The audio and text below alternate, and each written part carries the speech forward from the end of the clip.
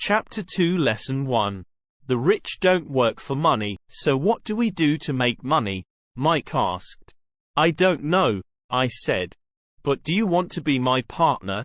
He agreed, and so on that Saturday morning, Mike became my first business partner. We spent all morning coming up with ideas on how to make money. Occasionally we talked about all the cool guys at Jimmy's beach house having fun. It hurt a little, but that hurt was good, for it inspired us to keep thinking of a way to make money. Finally, that afternoon, a bolt of lightning came through our heads. It was an idea Mike had gotten from a science book he had read. Excitedly, we shook hands, and the partnership now had a business. For the next several weeks, Mike and I ran around our neighborhood, knocking on doors and asking our neighbors if they would save their toothpaste tubes for us. With puzzled looks, most adults consented with a smile. Some asked us what we were doing, to which we replied, "We can't tell you. It's a business secret." Quote, my mom grew distressed as the weeks wore on. We had selected a site next to her washing machine as the place we would stockpile our raw materials.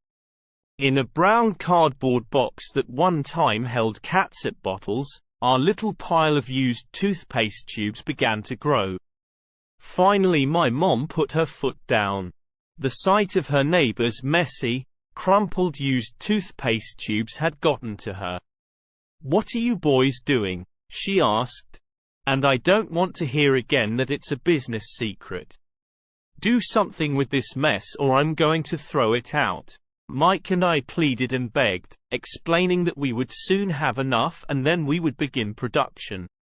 We informed her that we were waiting on a couple of neighbors to finish using up their toothpaste so we could have their tubes.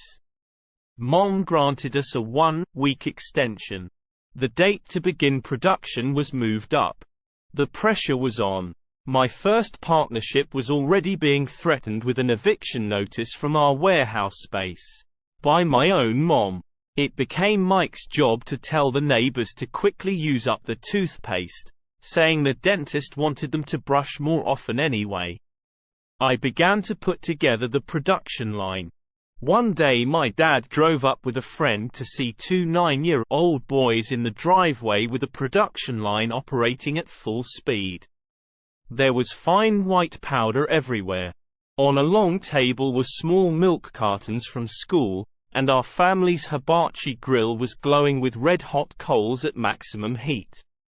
Dad walked up cautiously, having to park the car at the base of the driveway, since the production line blocked the carport.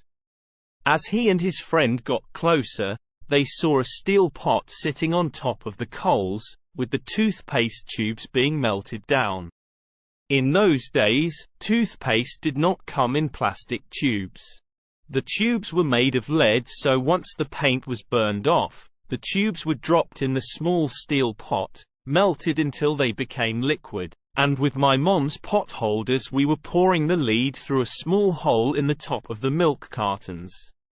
The milk cartons were filled with plaster of Paris. The white powder everywhere was the plaster before we mixed it with water.